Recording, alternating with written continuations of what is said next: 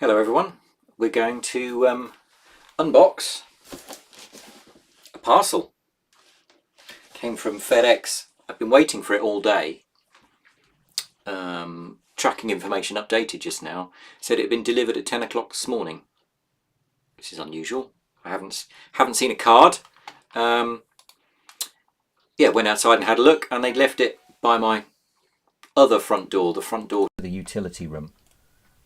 It's not very helpful, and they'd helpfully propped a piece of junk up against it so I couldn't see it. It's been outside in the rain since 10 o'clock this morning. Let's open it up and see what we've got. Clean some up. First of all, let me grab the YouTube link. I need to go and tell people about the stream. YouTube.com, my channel. Yeah, streaming live, cool. Don't want to watch my own stream. Want to share. Copy the link. I said put it in there, and I'm going to post it on Hackidam.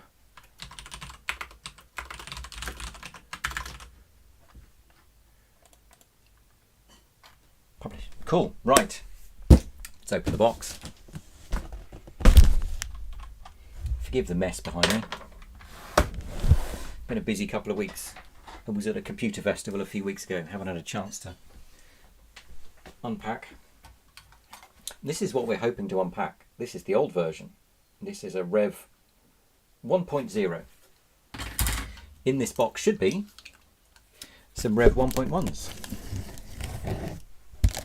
This box is alarmingly damp. Do not like. Oh, somewhere else I can stick the link.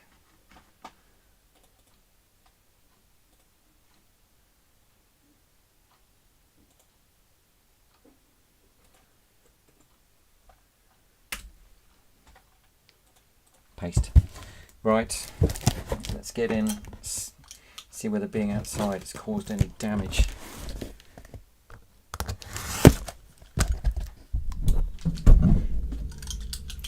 I tell you what, when I picked up the box, I felt quite a lot of weight transfer. It's never a good sign. I felt like there was quite a lot of weight moving around from left to right. Yeah, the contents of this box, that's sitting on top. I've got about that much free air above. In fact, I can probably do that. So that was in there, not terribly helpful, but that has quite a lot of free movement. That's not great. Right, so expansion board PCBs. When they're finished, they look like that. These chips are quite hard to get hold of. Maybe you've got one in stock. If not, sorry, you can't have any of mine. I have exactly enough to finish this. Let's get the expansion PCBs open first.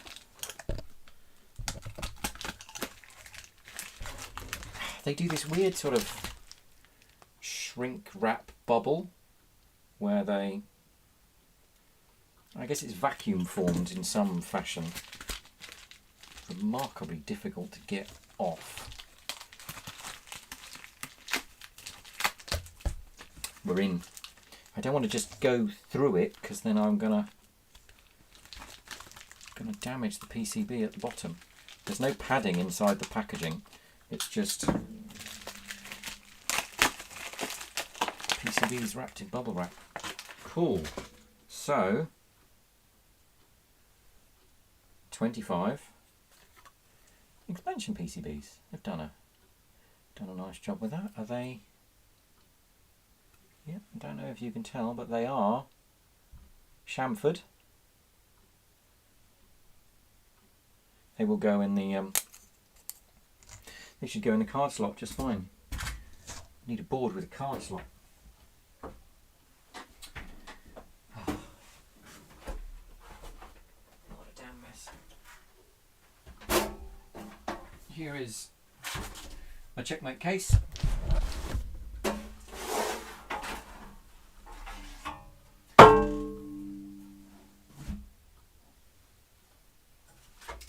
one has got 2 expansion slots, so the cards should drop right in. Lovely. I mean, I knew they were going to fit. They were the same as they were last time, so you get an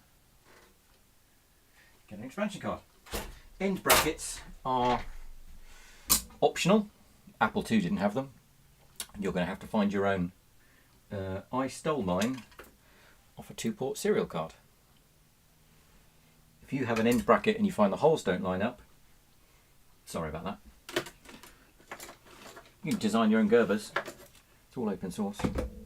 So here's an interesting comparison, because here is one of the 10 I bought previously.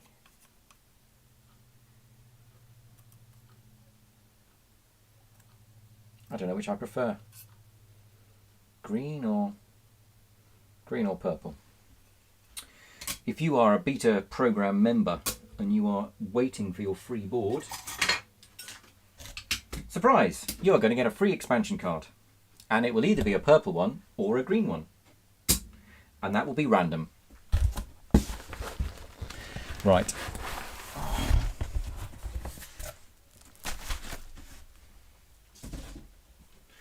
So, shipped like this. I've ordered 30. That looks like 3 packs of 10. All wrapped in foam. Very distinctive odour.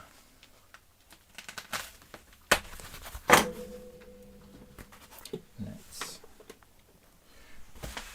adjust the camera.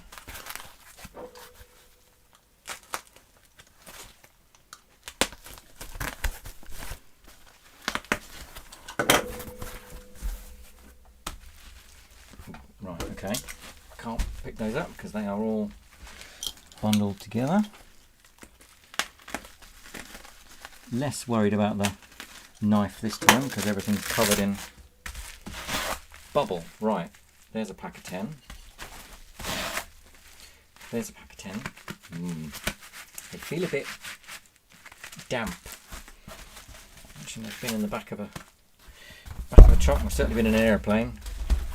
Plenty of time to get cold and absorb moisture. So let's open the first one. Ooh, okay. No padding on the end here, that's just the edge of the PCB. So these have been banged around a bit. If I'd paid a lot of money, I'd be disappointed. Didn't pay a lot of money. These were quite reasonably priced.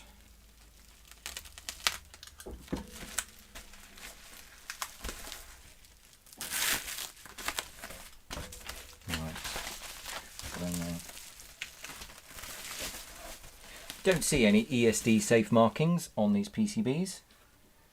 Well, let's assume they are ESD safe.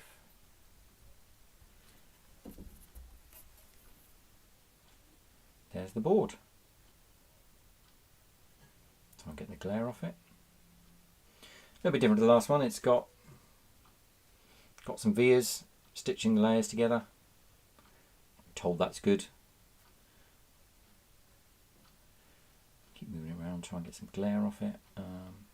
All the surface mount parts are fitted except for the VGA buffer there, which wasn't in stock. I have some here. Yeah, manufacturer doesn't have any. So this is interesting. 2 PCBs come back to back, and then I think that is going to be flip that, pull that off. Another 2 PCBs back to back. I'm not going to unpack all of them. Much as it would be nice to see 30 PCBs all laid out, I haven't got the space. So they can go up there. They can go down there.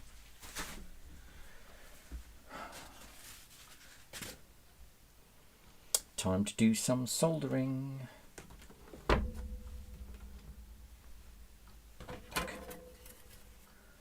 Version 1.1 PCBs. mean, they shouldn't look too much of a surprise. It should look exactly like the Gerbers I sent off. That's the plan. See if anyone's in the chat. Oh yeah, I'll reply to my canoe.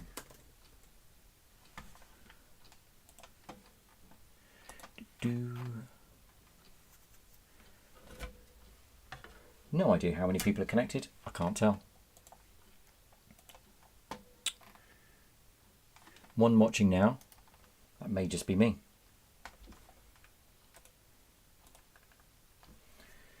Okay, so I need to take this and make it look like this with connectors and things.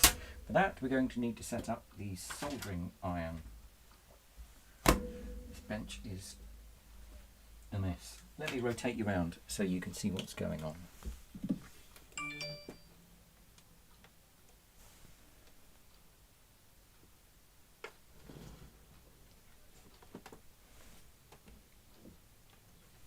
That's a funky angle. That'll work. So, got the clamp. Clamp's about the same setting as it was before.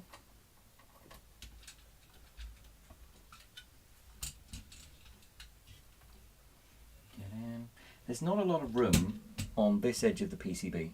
There's maybe an argument to be made for taking everything on the PCB and sending it that way. And then you need a bit more room for the clamp. But there's enough. We're going to need some light.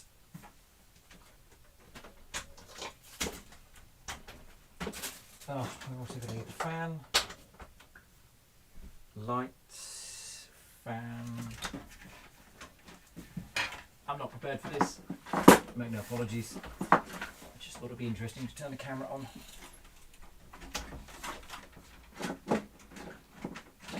Somewhere in here. HDMI cable.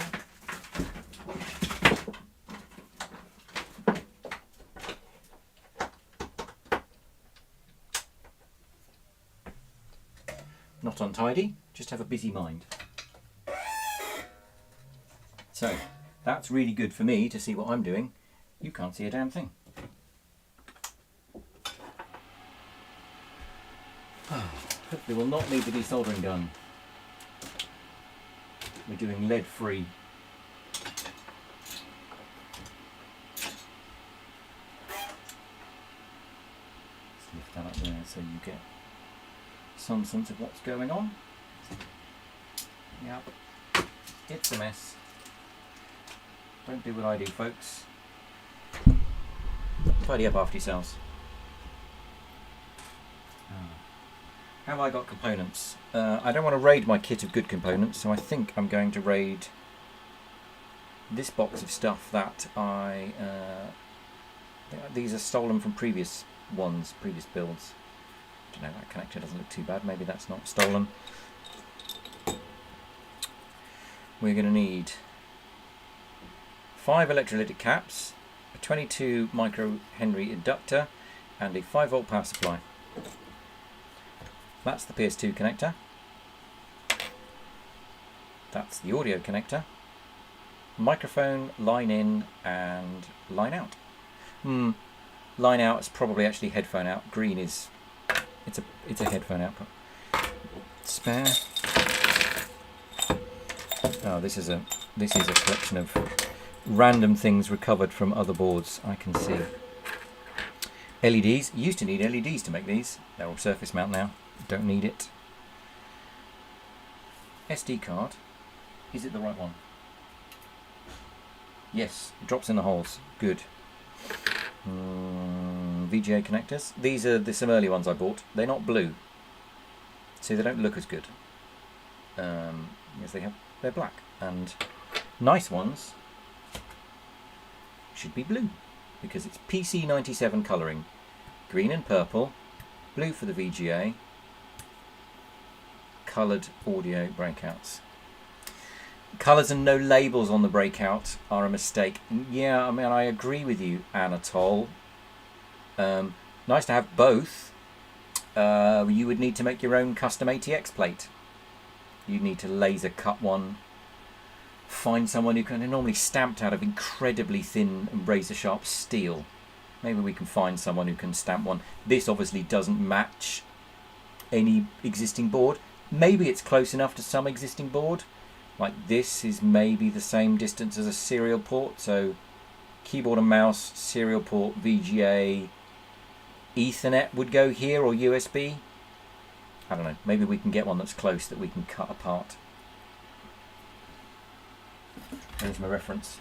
So, things you need to fit: VGA, SD card, keyboard, audio. I got blue ones.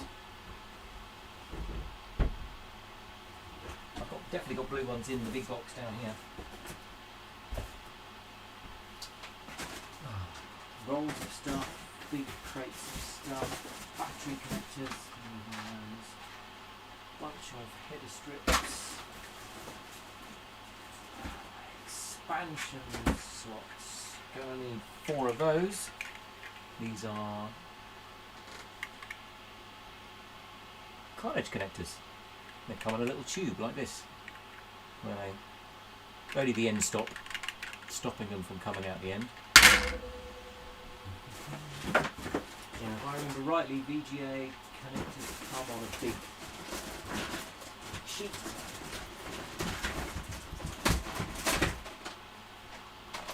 If you want blue VGA connectors, they turn up like that.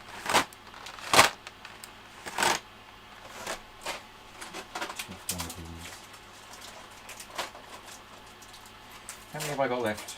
1, 2, 3. 1, 2, 3, 4, 5, 6, 7, 8, 9, 10, 11, 12, 13, 14, 15, 16, 17, 18, 19, 20, 21, 22, 23. I also have another 6 in various pots where I started to build the kit of parts. And quickly realised I didn't have enough stuff. So, what order do I want to do this in? What order do I recommend you do it in? I don't really know what order I recommend.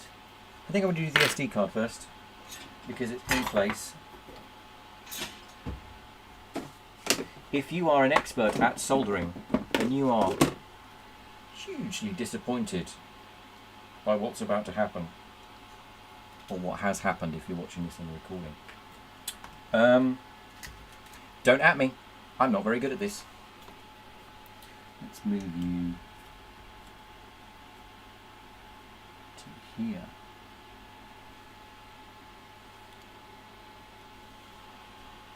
Maybe that's going to work better. I always get a better view on the monitor than I do here. So I'm going to pull the thing down.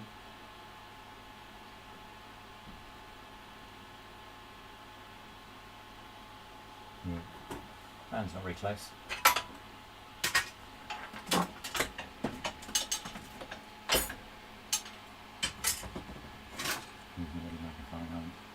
There we go. Sorry, you can't see anything. I'll bring the camera in a second.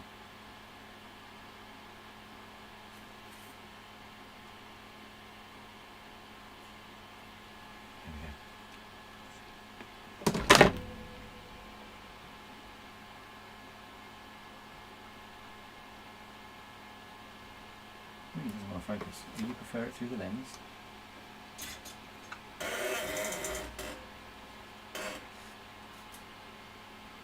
So, one little SD card leg soldered.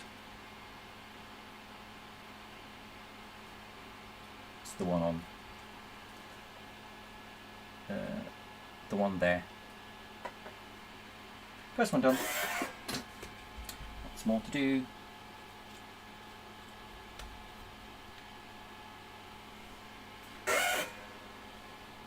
I see why all the YouTubers complain now. Either the camera can see what's going on, or the engineer can see what's going on.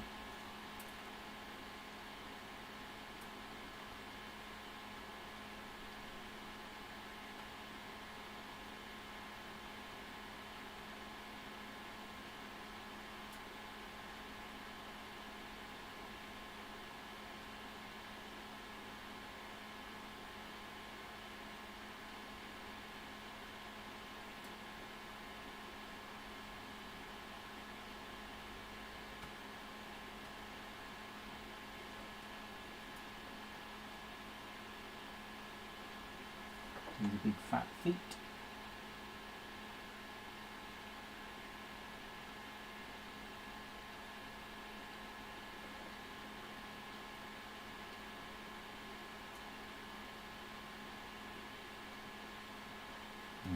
That isn't going anywhere. Now last couple you've got to be really delicate with, because there's not a lot of room. A little bit of solder on the tip.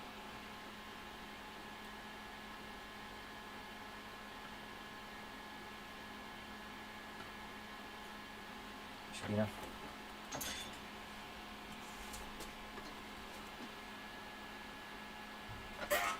Move that out of the way. Cable. Terrible focus on here.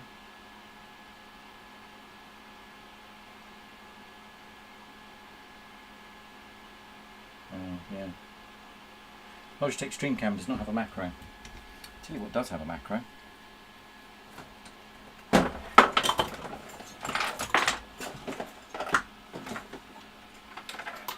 Sounds of junk sailing everywhere.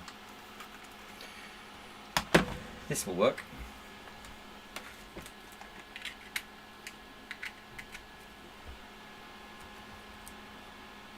Little USB microscope I bought, and in theory over in the StreamCam I can add another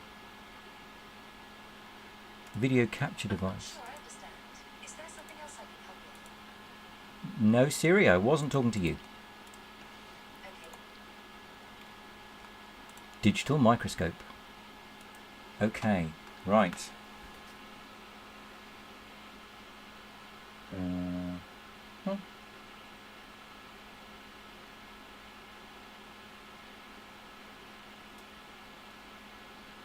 This is going to be really fuzzy for a while until I get this.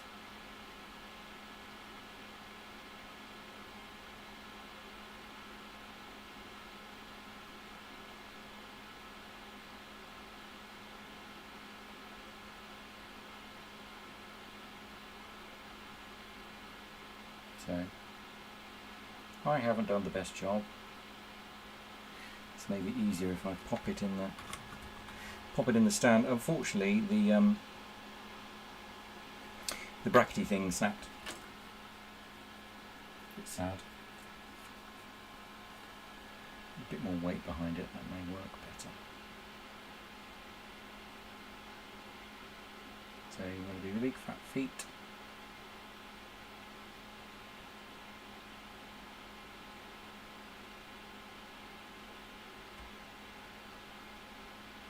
Not too much solder, that's probably not a very good job. Get it to focus. Trick is in grabbing the focus control. That looks okay.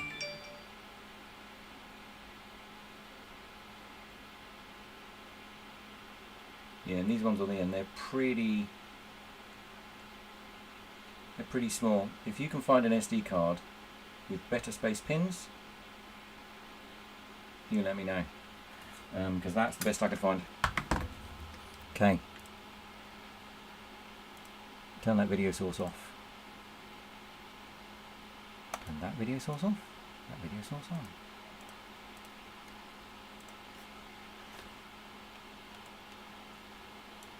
OBS, I don't understand how it works. Hang on a second while I try and bring my main webcam back. Have I done this hilarious thing where I added a new video source and I changed the properties of the wrong one? Oh, quite possibly. Digital microscope. Oh, I can only have one video capture source, and I'm changing the properties of the only one. Seems it won't let me have two cameras at once. It's exciting. Anyway, that's fitted. What next? VGA connector, seeing as I'm at the top, That just presses into place, and then you flip the board. SD card's the only thing you solder from the top. Everything else solders underneath. The board is scratched. Don't know if you can see that, but here's a... Don't know how well it's showing up on the camera, but right here.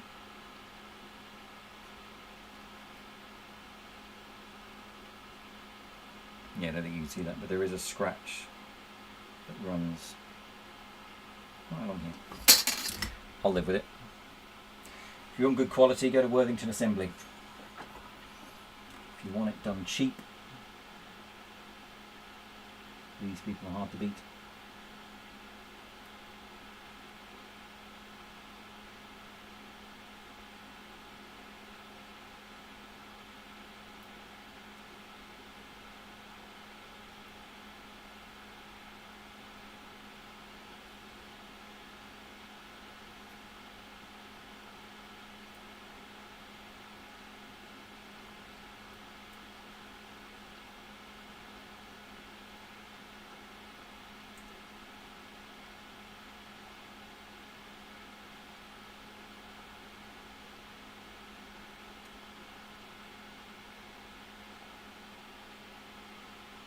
And then these big fat ones.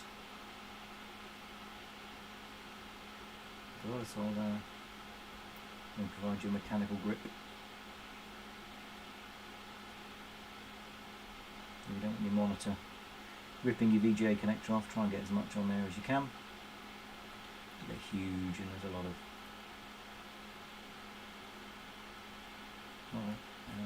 these aren't grounded. The rings are connected to each other, and then there is a resistor. So you can connect them to ground if you want. There are some pads right in there, right next to the connector. So VGA connector done. Easy if I hold that up there. Good enough. Close enough for jazz, as they say. Next. What do I want to put on next? I'm interested in the power circuitry, so I'm going to build that up. I'm going to need this TVS. This is an old one I've stolen from another board, but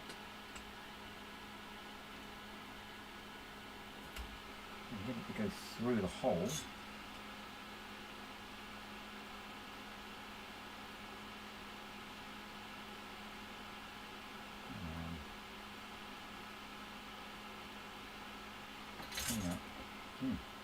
That conducts heat remarkably well. It's getting very hot in my hands. So, TVS. This is going to go open circuit when too much current flows through it and it gets too hot.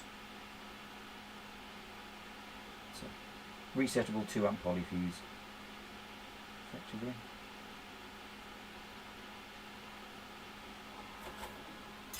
In. Doesn't have a polarity, doesn't matter. DC input jack. And I can give it a quick blast down in there. I'm going to raid one of these pots for parts. DC input jack. They're incomplete anyway, so what next? 2.1mm. Had a lot of discussion, I mean with myself, no one else was around, about how to power the board. Do you give it 5 volts? Do you give it 12 volts? Do you give it USB? Do you give it a barrel jack? And we went for 12 volt DC barrel jack. Because I don't trust phone chargers. Generally they're not very good. Phones are quite tolerant. I don't think my board is going to be quite as tolerant. So, well, if I don't trust phone chargers, I don't want to take 5 volts because otherwise everyone's just going to use a phone charger. Raspberry Pi had terrible problems with people with terrible phone chargers, so they had to put voltage monitoring and warn you when you were undervolting.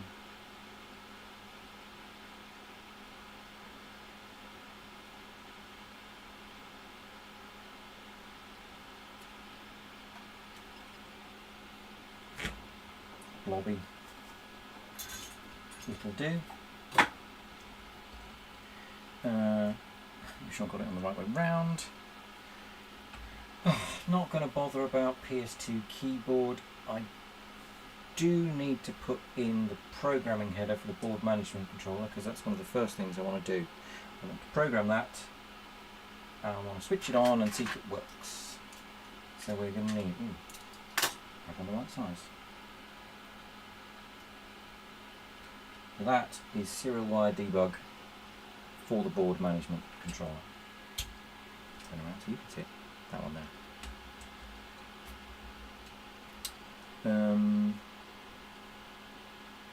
Actually, what else do I need in the power rails? These three. Capacitor, and 22 ohm. Without those, we're not getting power to the permanent circuit. Look for the stripe on your capacitor. That's your negative. Matches up with the stripy one on the board. Get those backwards, you're going to have a bad time. The pitch on these legs is not the same as the pitch on the PCB. I've said that and I've immediately just gone and put it in backwards. Too much talking. Can't think while talk. So, splay those out. And then 22 ohm. I don't know the 22 ohm inductors.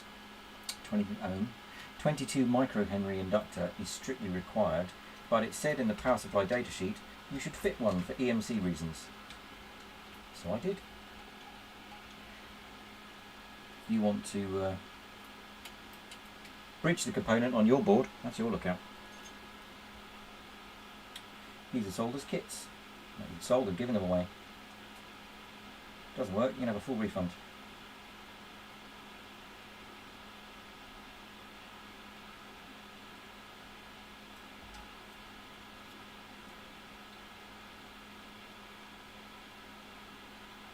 That is of course a joke that only applies to the Neotron Beta program members, because they're not paying for their boards. If you have bought one of these in the future and it doesn't work, see the terms and conditions that came with your order.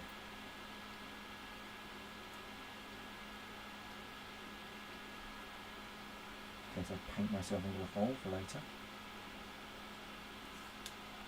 I don't know if I want to sell these as a business. Seems like a giant pain, if I'm honest.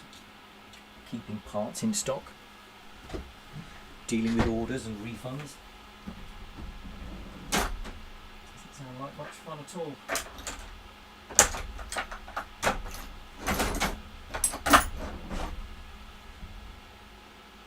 These are broken. I don't know what I managed to do, but yeah, see how one's longer than the other. Oops. I don't treat my wire cutters with respect. I should. They're important tools, they deserve respect.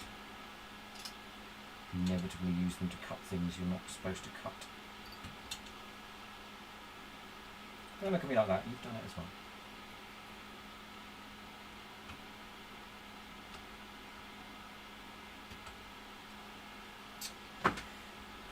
Right, so they're in and they are the right way round. Oh, that header fell out as soon as I flipped the board over. Did it go on the floor? Yeah, look at that. So the three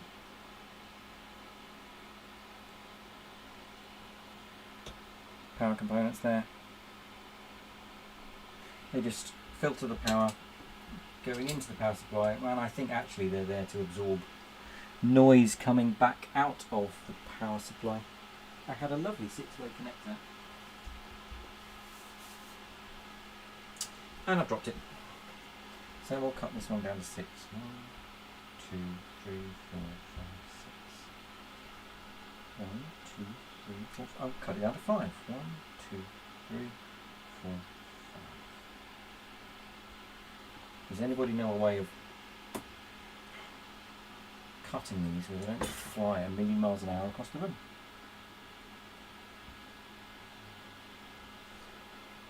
Cut that to be 5. Count them. 1, 2, 3, 4, 5, and then the extra one. And now I end up with stupid little single pin. It's no use to me. I heard it rattle off in that direction. Sorry. Right, I think at this point I'm going to need some sticky tape.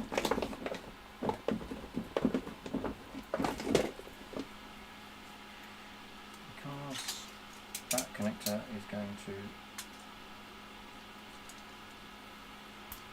Oh, God, that knife is blunt. Use the other one. Better. Try and hold it on straight-ish. Try not to cover all of the pins with tape. Solder one leg. Check for straightness. I know it's really tempting to go and do all of the legs. Don't do that. And that is, for me, that is remarkably good. I very rarely get them that straight.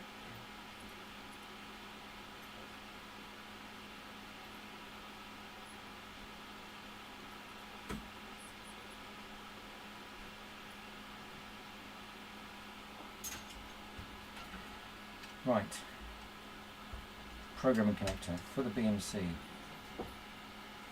which is STM32F0 as ordered. They were pre-ordered. I paid extra for those early on to have stock reserved because stock levels were going up and down. So don't need a power supply to run the BMC. Technically didn't need actually the input components because we're going to end up back powering the standby connector. There's a 3.3 volt pin on here. It's 3.3 volt out technically. You can put 3.3 volts in. Don't recommend you do it for very long, but it's probably good enough to do the programming. And I generally find to do the programming, board needs to be that way around. And I have a super dirt cheap ST-Link V2 clone, which I'm going to have to unplug because I have to read the legend because I never remember what colour's what. And I don't have a proper cable, it's just random bits of bodge wire. Right, grey is clock. Grey is clock. Purple is I/O. SWDIO. Is it single wire debug or is it serial wire debug? I don't remember. Blue is ground.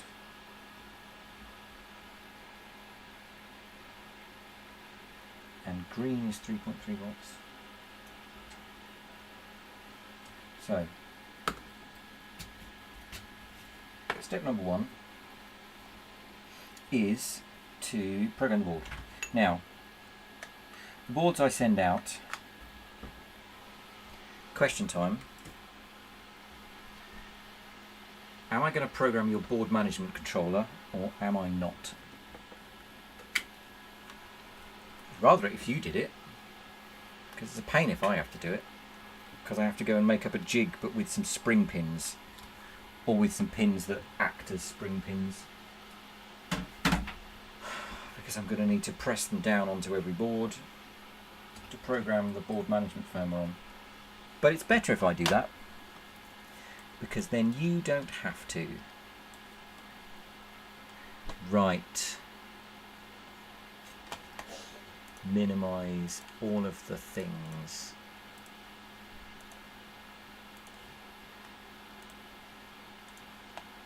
Minimize, minimize, minimize. Switch to desktop. Ooh, desktop.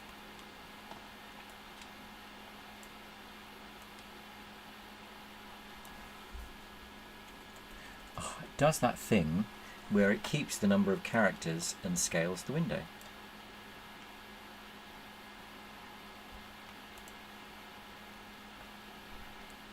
Oh, there we go. I thought the screen wasn't updating. No, I just haven't moved the window enough. There we go. Right.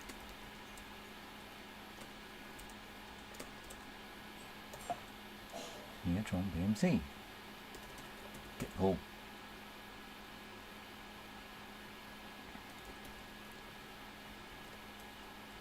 I think it's just a case of Gargo run release, and it's going to find my probe. Ah, no, I have to go into Neotron BMC Pico. We support BMC firmware on different boards. One of the boards you can run it on is, I don't have one, Nucleo. So there's another piece of firmware for running it on a Nucleo.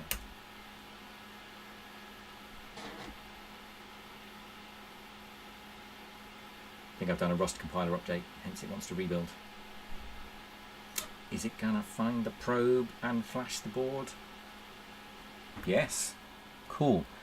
Guess what I didn't do? I didn't turn on logging. We want debug logging. Rebuild again, but with logging macros.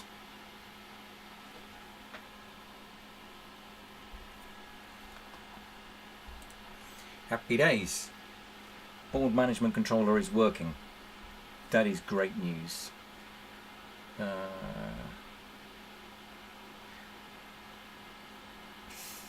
Oh, we also have blinking power LED.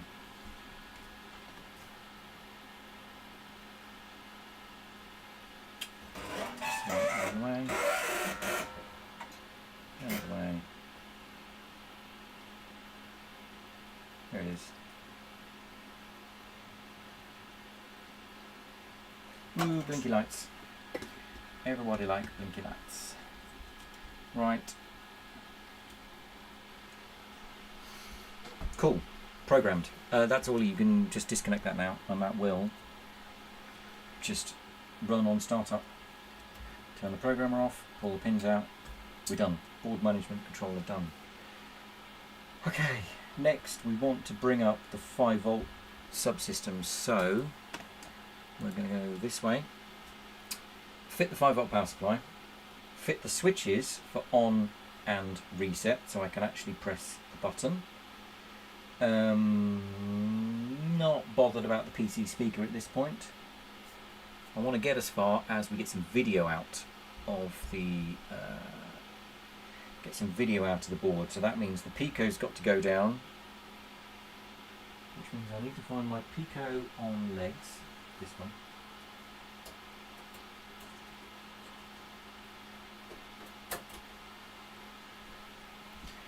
This Pico is on legs.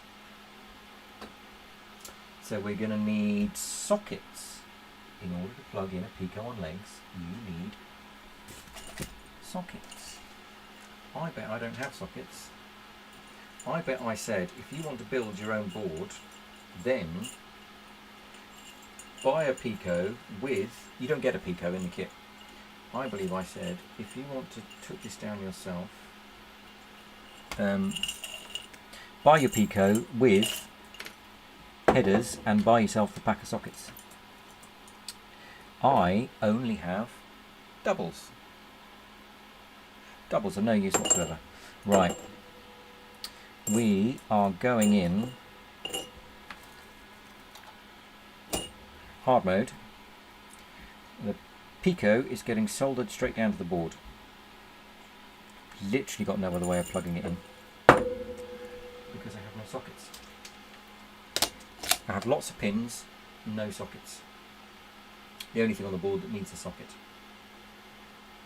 Maybe I should have soldered this with sockets. Put pins on the board. I did try on another one, just sort of jamming it in the hole. I thought just putting it with the pins straight in the hole would be enough of an electrical connection. Viewer, I was wrong. It was not. I had terrible problems. Just needed to be soldered down to the board, then it worked properly. I have a pile of brand new pen. There's my new pen. Oh, that's a Discovery. Oh, I have one somewhere. With Pico plugged in. Pico with... what manner of nonsense is this? Pico with pins on the top. What is going on? Do I have Picos left? Yes, I have. Tray of 3 and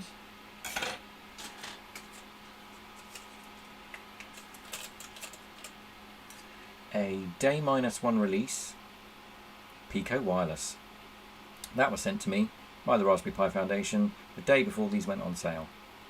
I wanted to know if it worked, and the answer is, it does. Works great. They are completely compatible.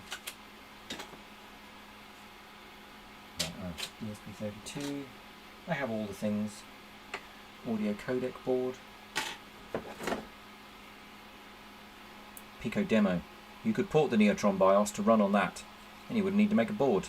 You get VGA, you get audio. The reason my pinouts are not compatible with this is that does not have keyboard and mouse.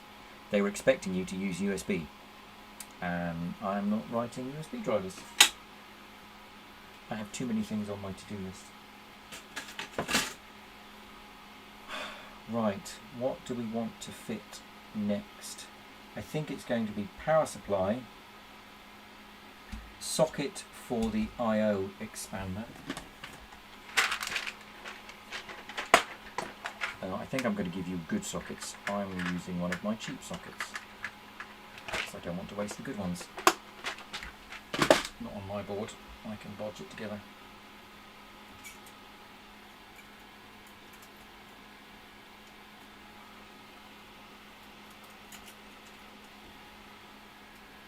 One of those is, one of those is very bent, because that's not even close to going in.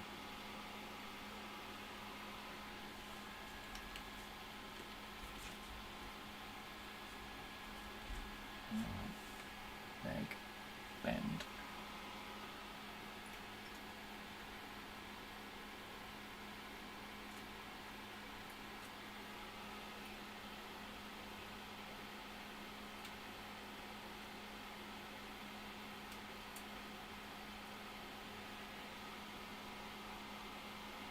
Bent. These are incredibly cheap sockets. They are dual wipe. It's just like £4 for a box of 50. They're awful. But they work. I was poor.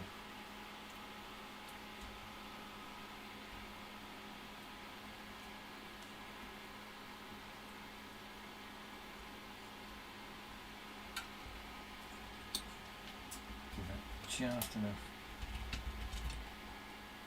incentive to stay in. Do one end first, adjust it for level.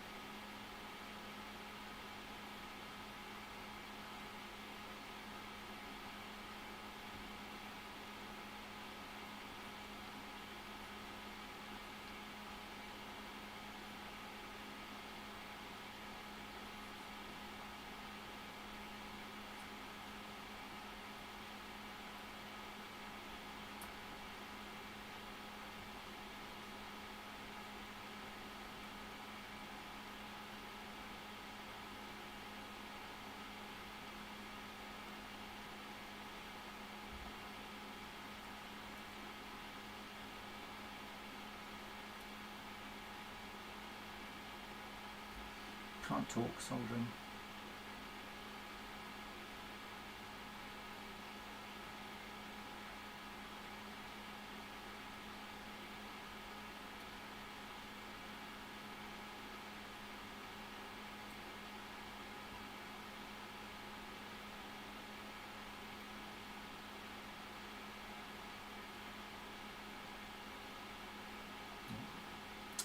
bridge those two. Today's job is just to get video going. I mean, if it does that, I'll be happy.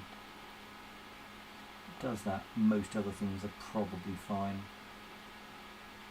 Get video going and print the version number from the board management controller. And then I will sit down and I will maybe finally finish the keyboard driver. Been on it for about 6 months on and off. Just haven't managed to finish it yet. Anyway, you ever have one of those projects where you just can't get it done? I don't even think it's going to be that hard. If you don't have one of these board spinny things, you need to buy one. They're excellent. Right, in order to get video out, we need a Pico, a power supply, and a VGA buffer chip. Because JRC PCB did not have any in stock.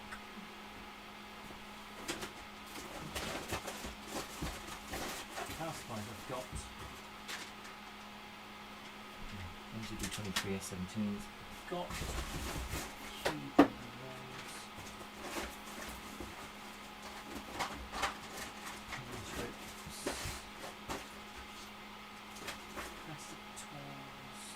video buffers.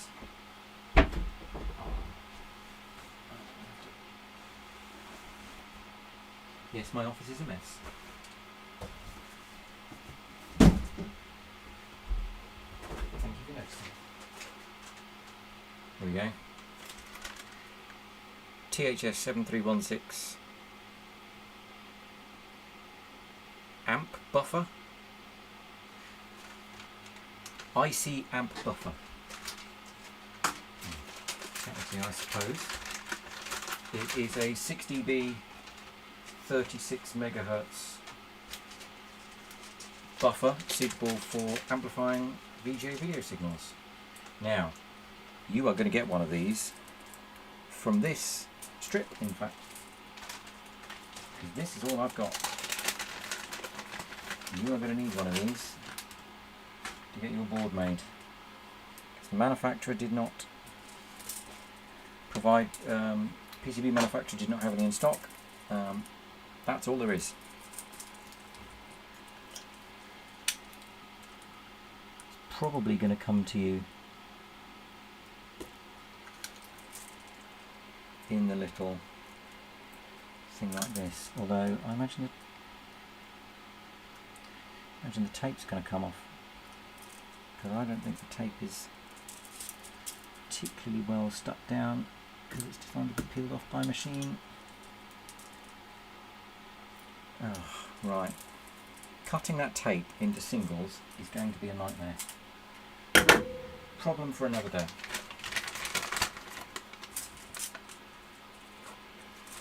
If I've got enough. 1, 2, 3, 4, 5, 6, 7, 8, 9, 10, 11, 12, 13, 14, 15, 16, 17, 18, 19, 20, 1, 2, 3, 4, 5, 6, 8, 9, 31, 2. 22? I think I only expected 31 to be in there. Maybe they supplied too many. I do have ESD protection, it's just out of sight, you can't see it. Used to work in a computer shop, people used to ask, oh, don't you have any ESD protection? I don't want that computer, you could have broken it. Used to tell them we had ESD carpet. So it was fine, we were always earthed through our very expensive ESD carpet. I do not believe we had ESD carpet. Right, alignment. The chip has a stripe on it. The stripe corresponds with the long line on the PCB. I think.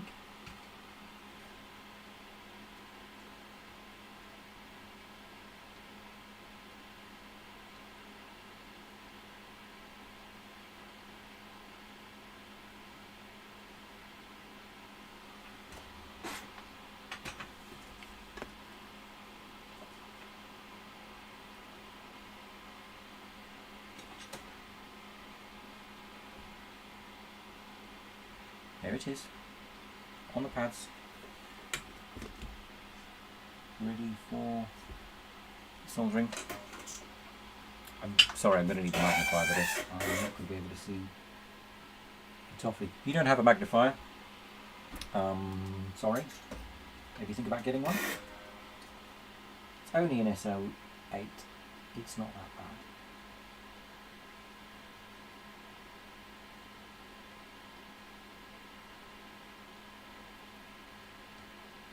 That's not gone well. I'm going to do that the other way. I'm going to flood the pad. And then I'm going to offer the chip up.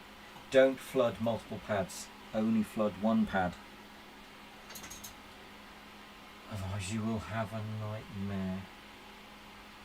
Now I need the tweezers in the other one.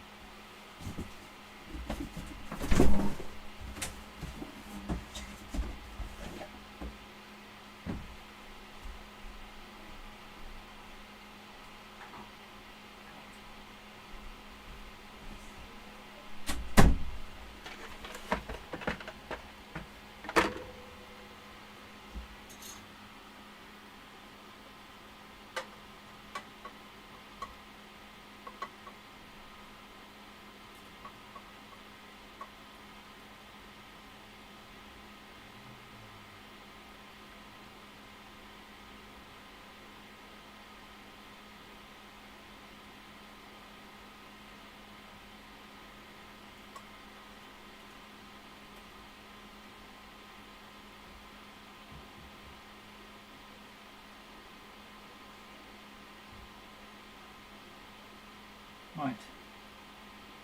One leg done. Yeah, the other shouldn't be so bad.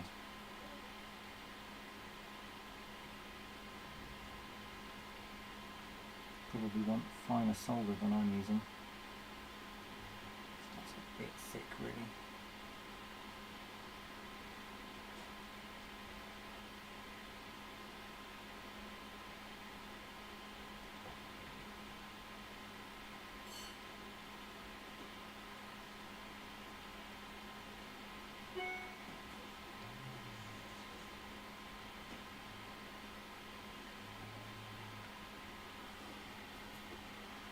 Yeah, it's too much on these pads.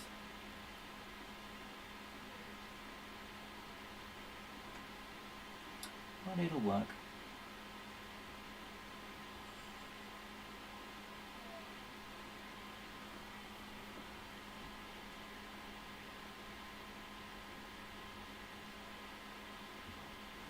Use thinner stuff.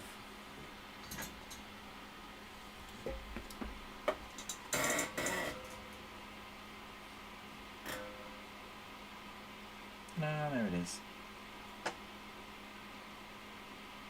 Apologies for the flicker. It's a 50 Hz fluorescent tube. Come on. Focus. Right, video amplifier fitted. We need a Pico. We need a power supply. Power supply is easy. Chonk.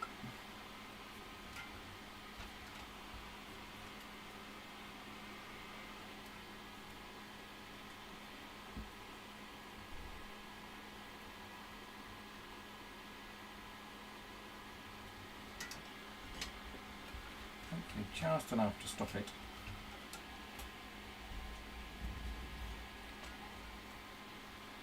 From falling out.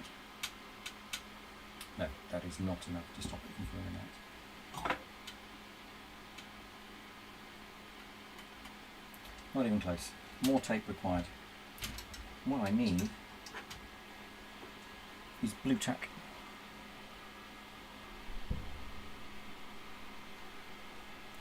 Looking around for my good knife. Put that one over there because that was the bad knife.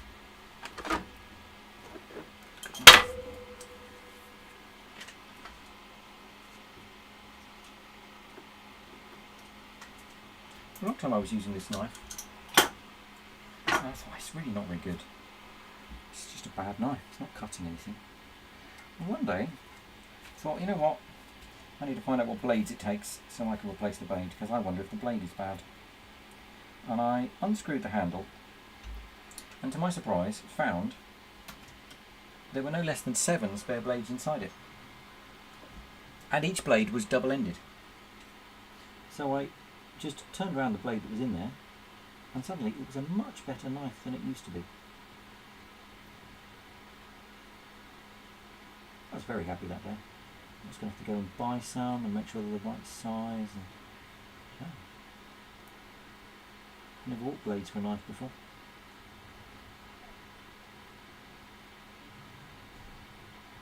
I didn't have to. I've got loads. I've got a lifetime supply. I reckon I've had that knife 15 years. I don't think I've ever changed the blade in it.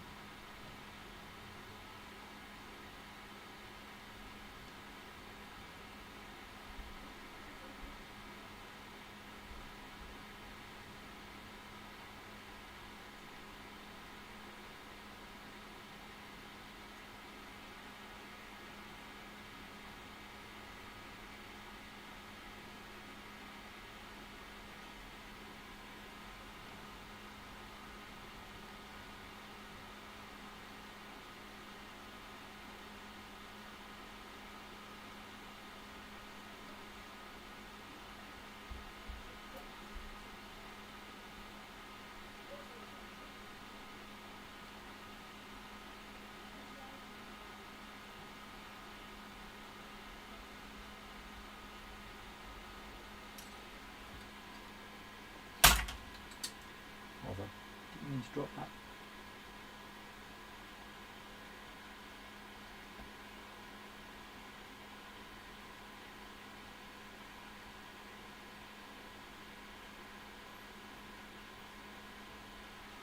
And ironically, I think that 9-pin SIP is harder to solder than the VGA buffer.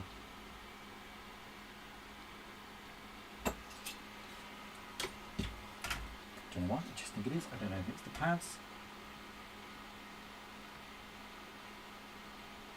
The holes are a bit large for the legs, which doesn't help. There's quite a large hole to fill.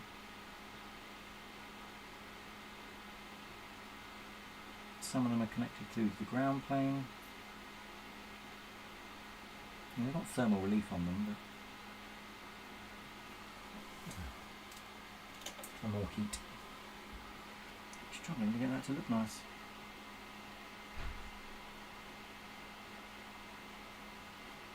That looks better.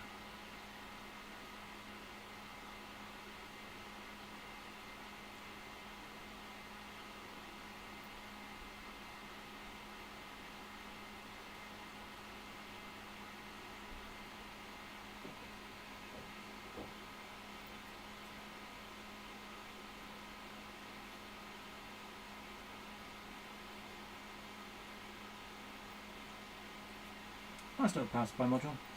Mornson K7805 3AR3.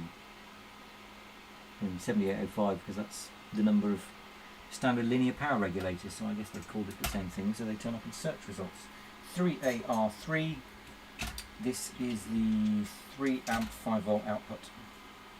Input is 8 to 24.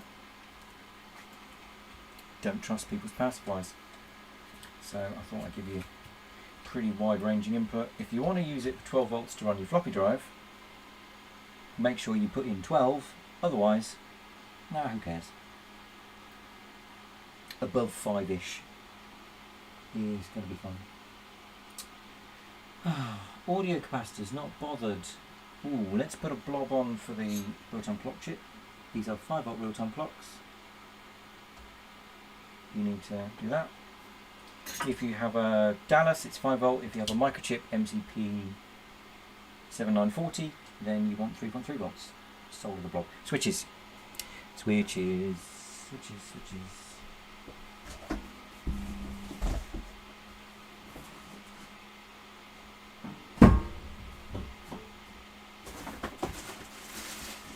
Battery holders. Not bothered.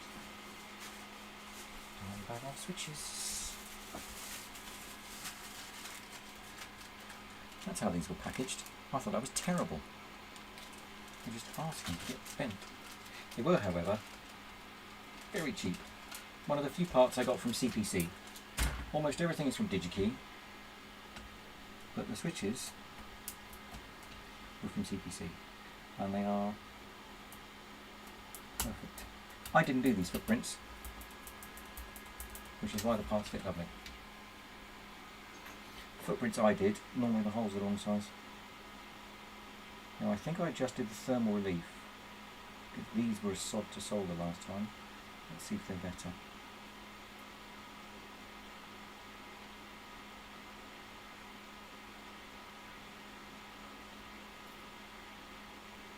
Yeah, they are a bit better. Maybe better than the plastic I did.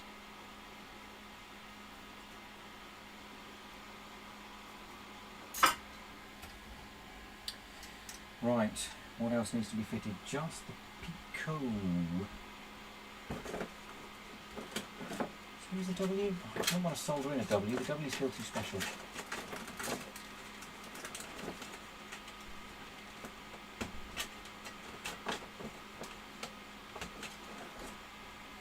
Let us use a regular Pico. Is that going to help it focus?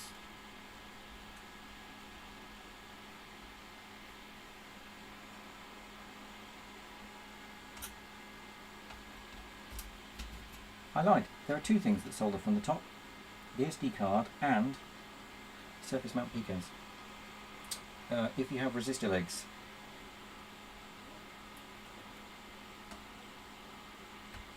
Use those to make sure your Pico is correctly registered. You should have legs because you snipped them off your capacitors earlier. There we go.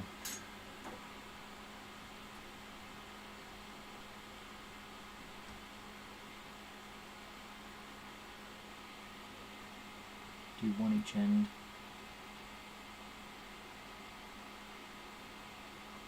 Get it started. And take your hot wires out so you don't solder them in.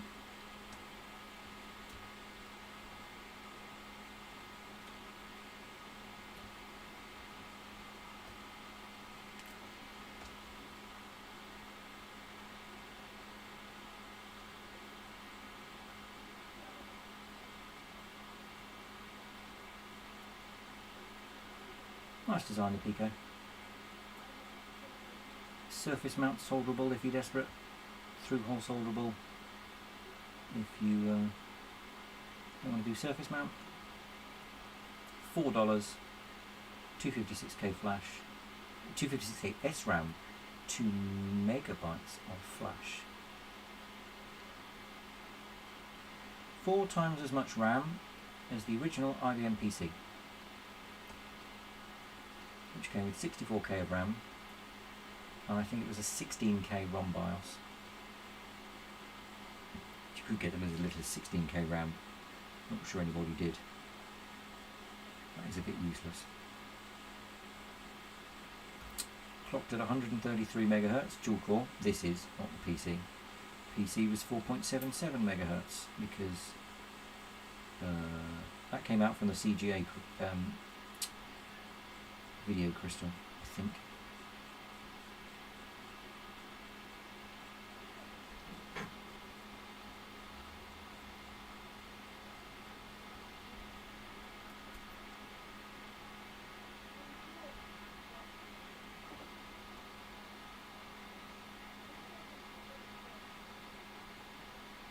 Now, firmware. I was in the middle of hacking this before I realised this parcel had turned up. So the firmware I've got is not going to build. Yeah, I'm going to need to do a quick bit of bodgery. Get the firmware to build. And then I have a choice. Lodo debug, which involves soldering in some debug pins, or load it over USB. I might try USB this time. Yeah, that was the solder.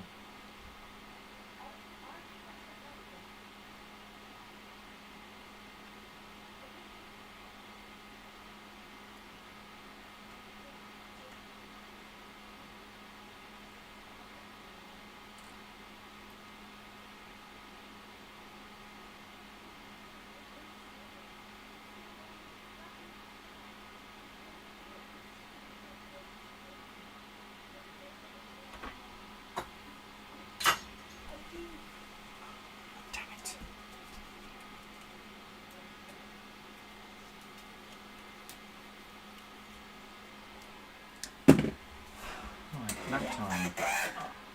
No, it's still too hot.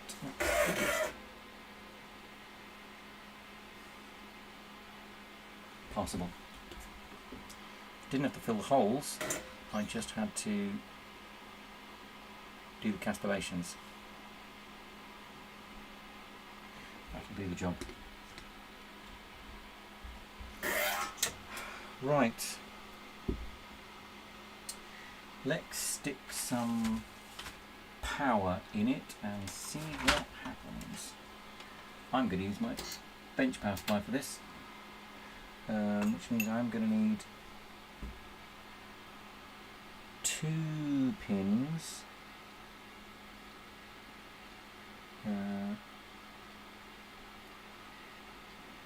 Pretty sure that that's power, and the other side is ground. Don't want them to flop everywhere, because they'll have 12 volts on them when it's plugged in, but I want them sticking off the board so I can get the crocodile clips on it. This is your power injection point. If you don't want to use the barrel jack,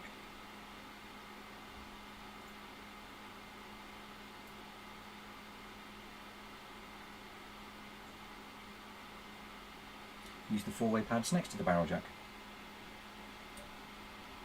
That is an incredibly hot wire. There are 4, 2 12 volt, 2 ground. I am pretty sure, but also not sufficiently sure, so I am going to grab the multimeter and check. This isn't so bad, everything is to hand. Continuity. I'm pretty sure that it's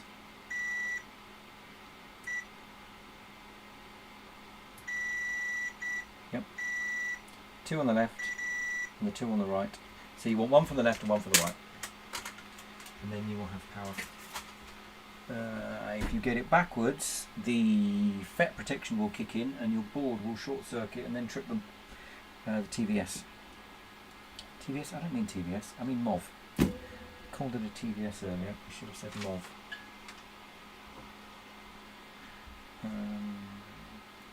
Let's stick that fat pen in for some ground. Just sort of hang that way. Probably snip these off. But for first run, didn't want to plug it in with a power supply. I'm going to pull wart because I've got no idea what's going on.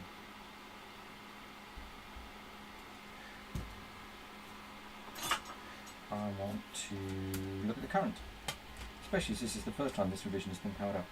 This revision may have catastrophic errors.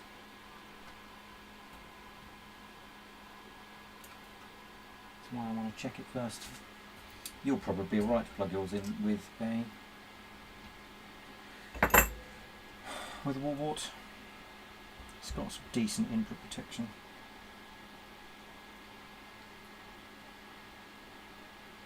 So,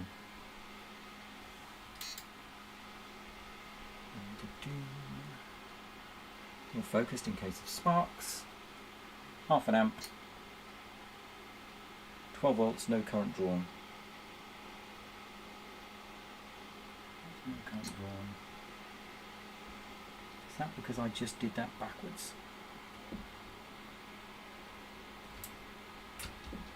I didn't expect no current drawn, I expected a small amount of current drawn.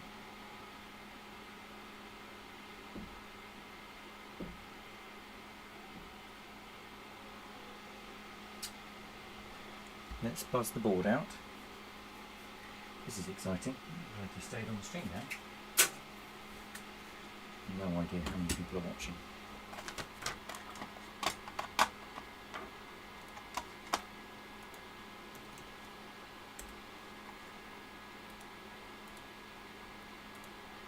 My channel.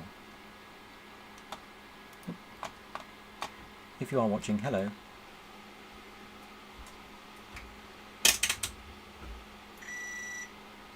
What I should have done was Right. Yep. What I did there was I just tested the input power protection by giving it 12 volts in reverse. Ground is that side, because that side shorted to the screw hole. That side is power. That's better. 13 milliamps and a blinking light. See the blinking light? Cable's in the way of the blinking light. That's really unfortunate. Blinking light, blinking light. Good. Tap that. 42 milliamps. Light is solid. Pico is unprogrammed. Not going to do anything. That's a good start. Nothing caught fire. Happy days. VGA. Don't need the fan. Don't need the soldering iron. We've done enough. Quieter without that on. Amazed if anyone can hear anything. Let's tidy up all my bits and pieces.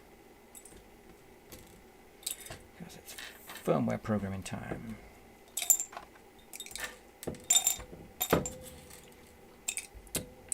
Haven't done one of these for ages.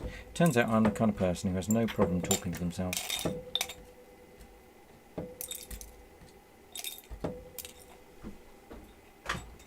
Mess. Parts I haven't fitted. It will run without one of these. These are the I/O expanders. Turn it on. It will run without one of these, but won't talk to the BMC.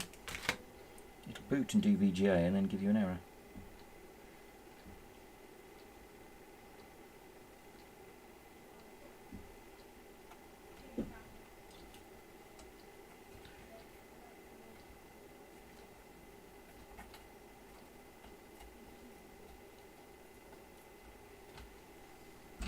Okay. Yep. Yep, still good. Right. Connectors, not doing them today. Can I be bothered? Spare board.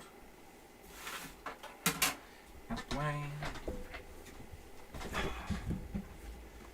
Right.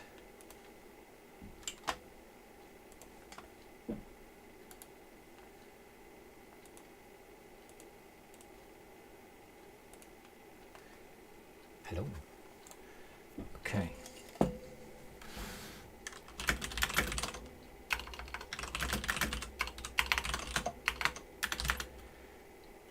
Nope. BIOS.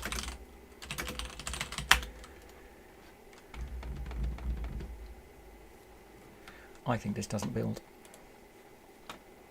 Because I think I was in the middle of doing a bunch of work. Oh, maybe actually I put all the functions in I need. I think all the functions are set to be unimplemented. Maybe. It builds. Coolio. So, when you connect your Pico to your PC, power the board on with your finger on the boot button.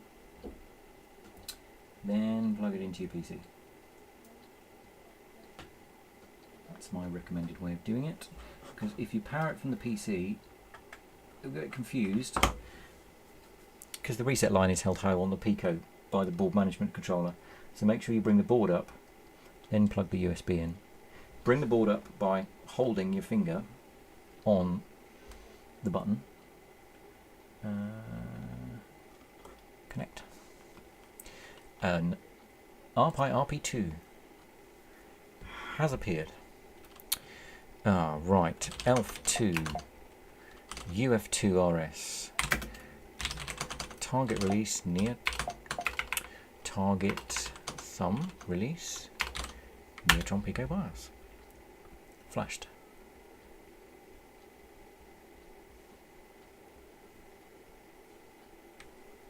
Some lights just came on.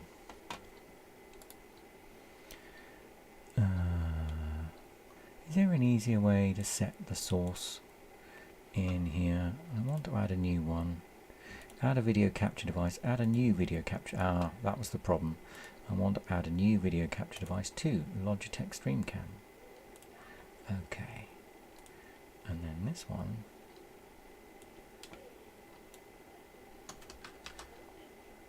This one.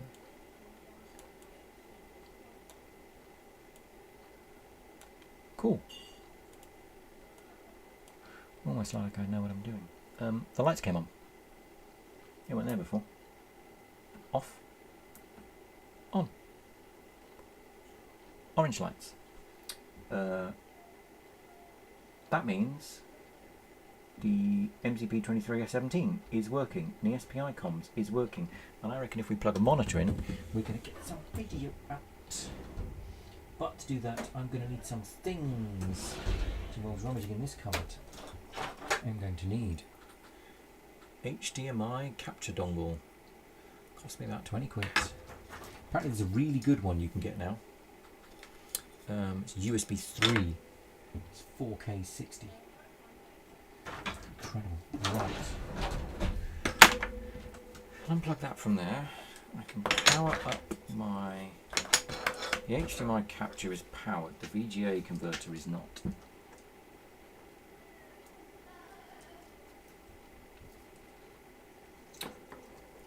That goes in there like that. That goes on there like that. I could plug the audio in. Don't have any.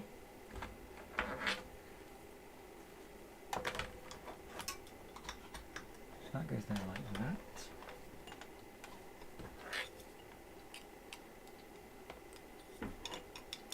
That goes there like that.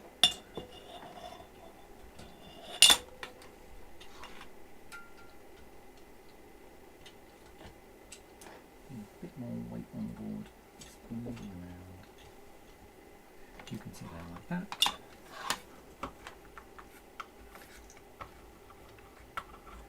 You can see there like that. Right. So for surprise and delight purposes.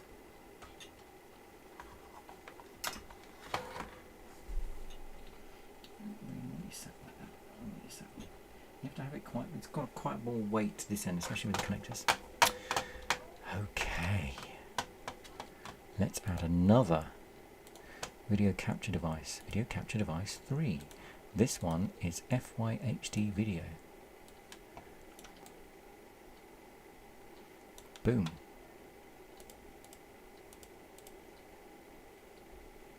Right, turn that one off, don't need that one. So here is HDMI capture. Are we going to get a picture? I don't know. I mean, I genuinely don't know.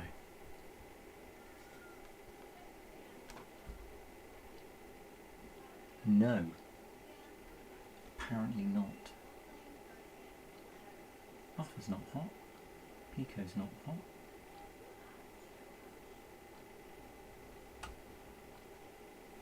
There is every chance the video buffer chip is the wrong way round. There is also every chance the video source is not connected correctly. Lots of things could have gone wrong. HDMI cable.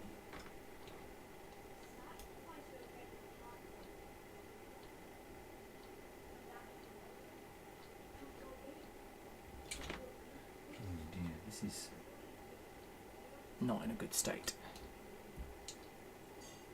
That power connector is rough as anything, and I'm not even sure the VGA to HDMI converter is running. Other things that could be wrong.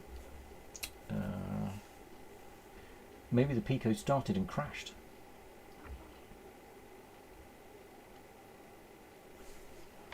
Let me check what the Pico is supposed to be doing on startup.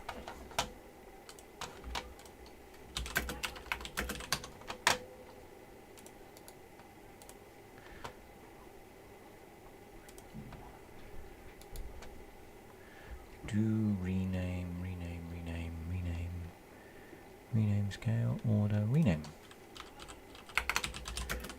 HDMI in.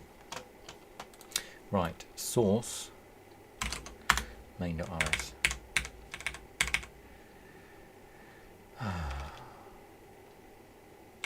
I was doing git diffs. That's fun. Main, VGA init. Sign on. Don't jump to the OS. Go into a loop. Sign on. Print some text. Does some BMC stuff. Good. I don't think I've broken the firmware. I've never run this firmware on this board. An idea. Let's get a board we know works. Let's prove our video capture system is working. This is the way. This is what Adrian Black tells us to do. Always check your video capture system because you don't want to spend hours debugging a board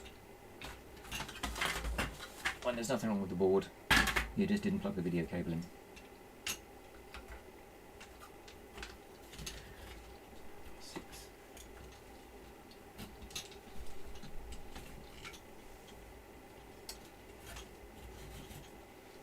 Board number 8. Right, you can sit there like that. For this, I am going to use 12 volt power supply because I have no pins for injecting power.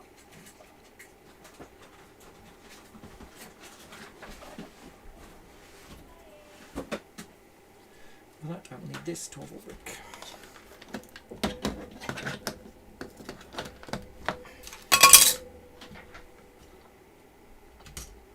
Right, light, good. HDMI source says, you see, might not be anything wrong with the board, it might just be the setup. I don't think it likes this USB cable. Let me get a better one.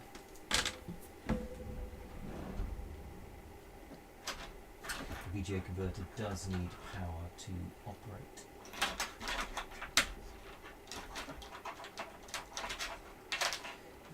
USB-C, USB, so many USB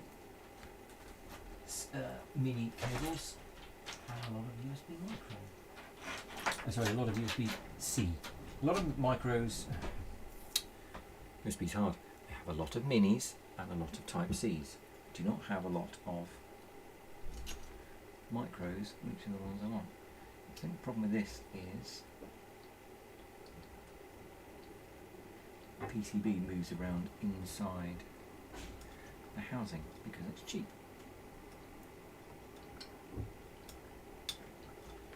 That feels like it made a better connection.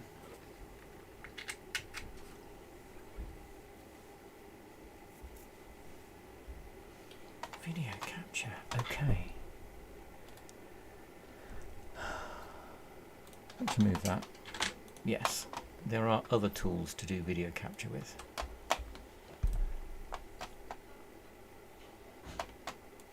Like Zoom.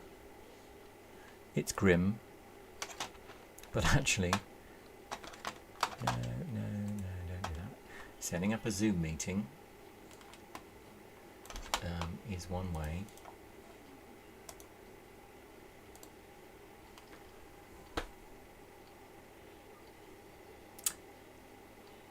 Now it's working. But if I go video capture device 3 and use FYHD video,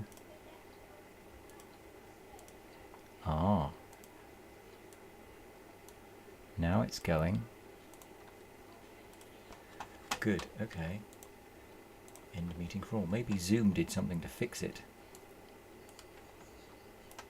Remember, this is the board we know works. Not very interesting.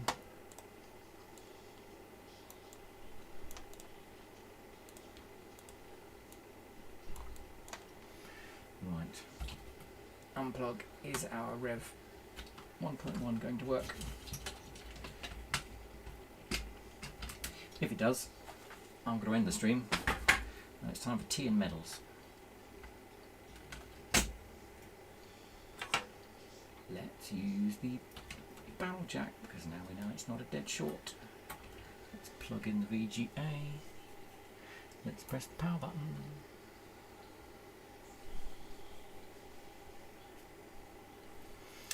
That is a working Neotron Pico Rev 1.1, including communications with the board management controller, because it is reporting BMC version 0.3.1, and that string exists in the STM32 and not the Pico. So the only way the Pico knows to print that string is because the BMC told it, which means the SPI bus is wired correctly. We can press reset and the board will reboot. Happy days. I'm going to check out.